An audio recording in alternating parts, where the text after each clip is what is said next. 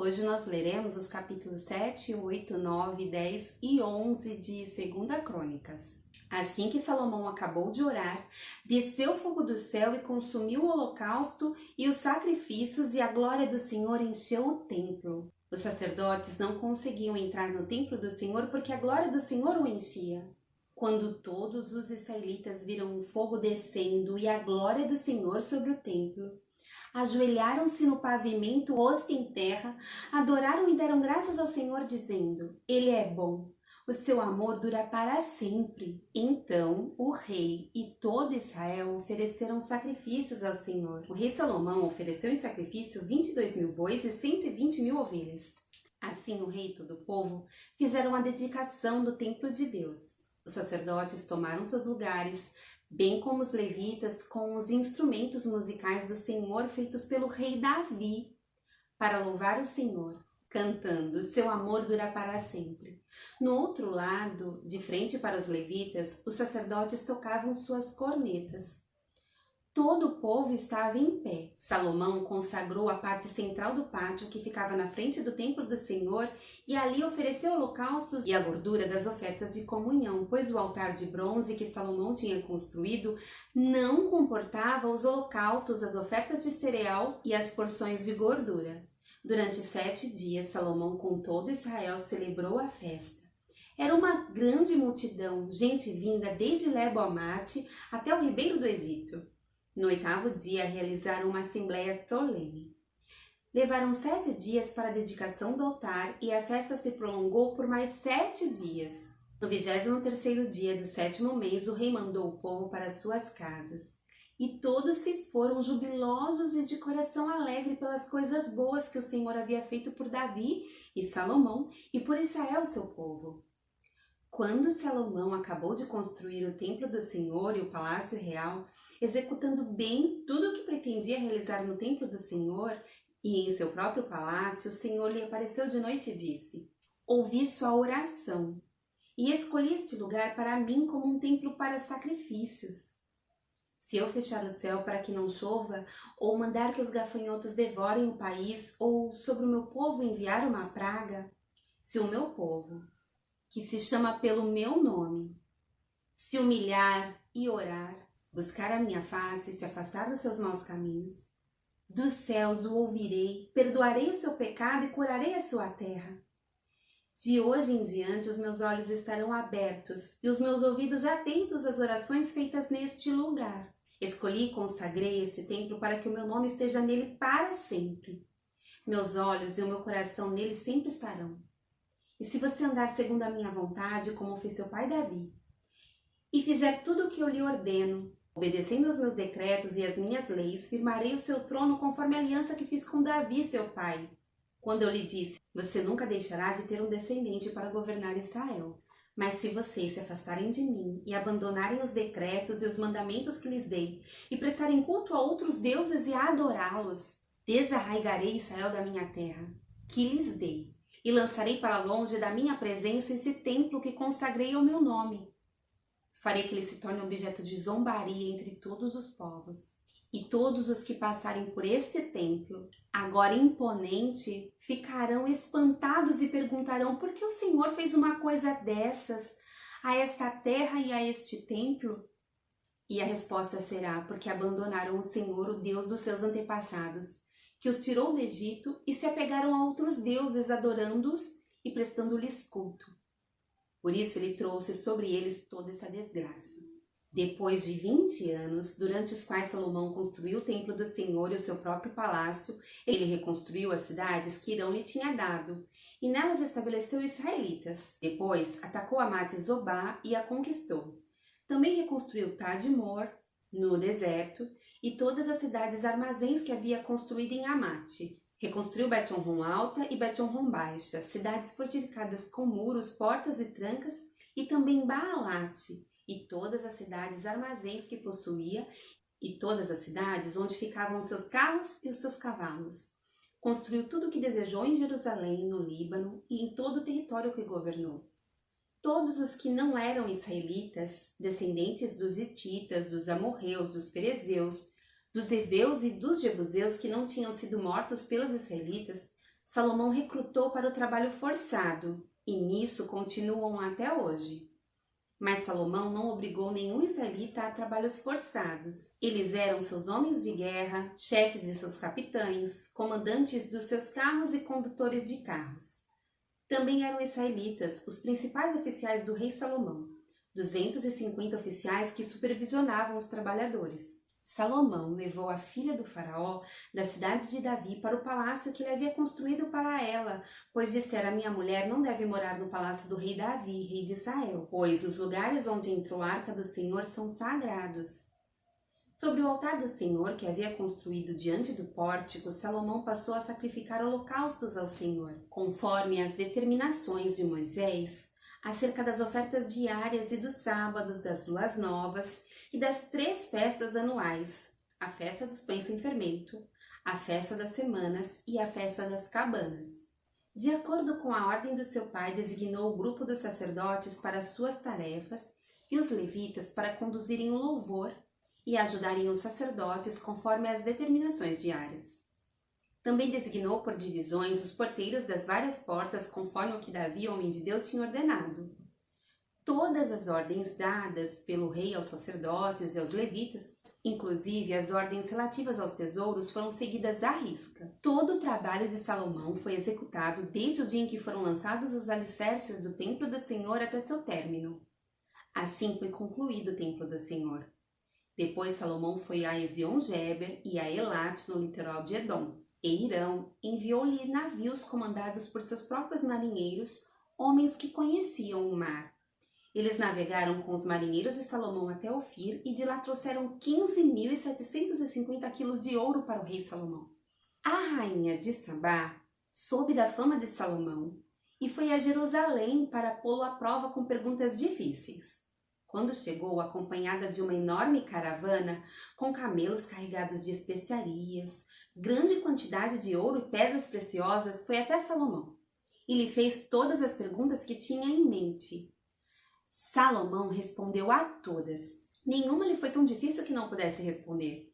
Vendo a sabedoria de Salomão, bem como o palácio que ele havia construído, o que era servido em sua mesa, o lugar de seus oficiais, os criados e os copeiros, todos uniformizados, e os holocaustos que ele fazia no templo do Senhor, ela ficou impressionada.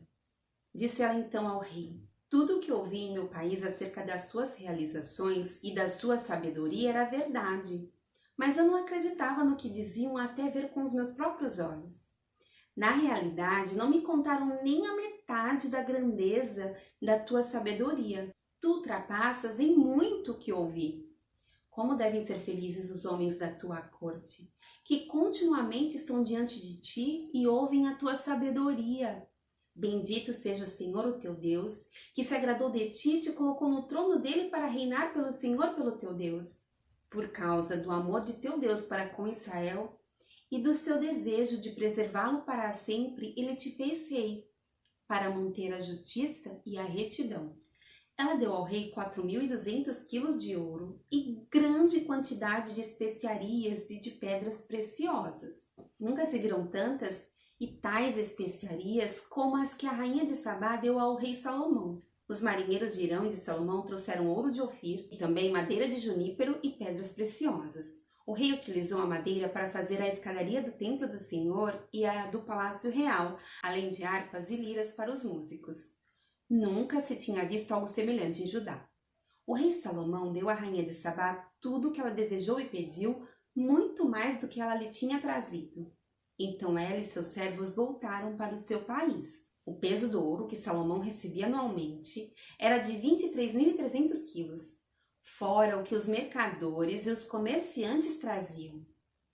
Também todos os reis da Arábia e os governadores do país traziam ouro e prata para Salomão. O rei Salomão fez 200 escudos grandes de ouro batido, utilizando 3,6 kg de ouro em cada um. Também fez 300 escudos pequenos de ouro batido com 1,8 kg de ouro em cada um e os colocou no palácio da floresta do Líbano. O rei mandou fazer ainda um grande trono de marfim revestido de ouro puro. O trono tinha 6 degraus e um estrado de ouro fixo nele.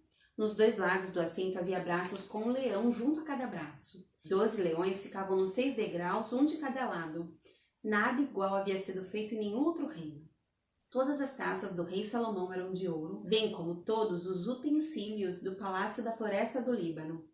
Não havia nada de prata, pois a prata quase não tinha valor nos dias de Salomão. O rei tinha uma frota de navios mercantes tripulados por marinheiros do rei Irão. Cada 3 anos a frota voltava trazendo ouro, prata, marfim, macacos e pavões. O rei Salomão era o mais rico e o mais sábio de todos os reis da terra. Estes pediam audiência a Salomão para ouvirem a sabedoria que Deus lhe tinha dado. Ano após ano, todos os que vinham traziam algum presente: utensílios de prata e de ouro, mantos, armas e especiarias, cavalos e mulas. Salomão possuía 4.000 estábulos para cavalos e carros e 12.000 cavalos, dos quais mantinha uma parte nas guarnições de algumas cidades e a outra perto dele em Jerusalém. Ele dominava sobre todos os reis, desde Eufrates até a terra dos filisteus, junto à fronteira do Egito.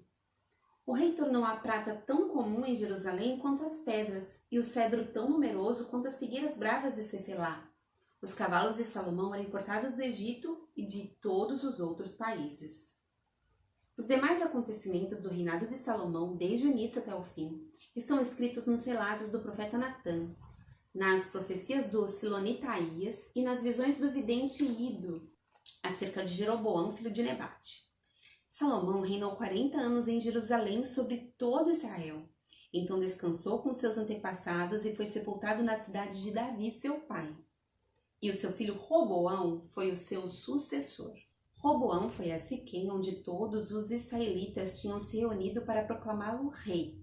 Jeroboão, filho de Nebate, tinha fugido do rei Salomão e estava no Egito. Assim que soube da reunião em Siquém, voltou do Egito e mandaram chamá-lo. Então ele e todo Israel foram ao encontro de Roboão e disseram: Teu pai colocou sobre nós um jugo pesado, mas agora diminui o trabalho árduo e este jugo pesado e nós te serviremos. Roboão respondeu: Voltem a mim daqui a 3 dias. E o povo foi embora.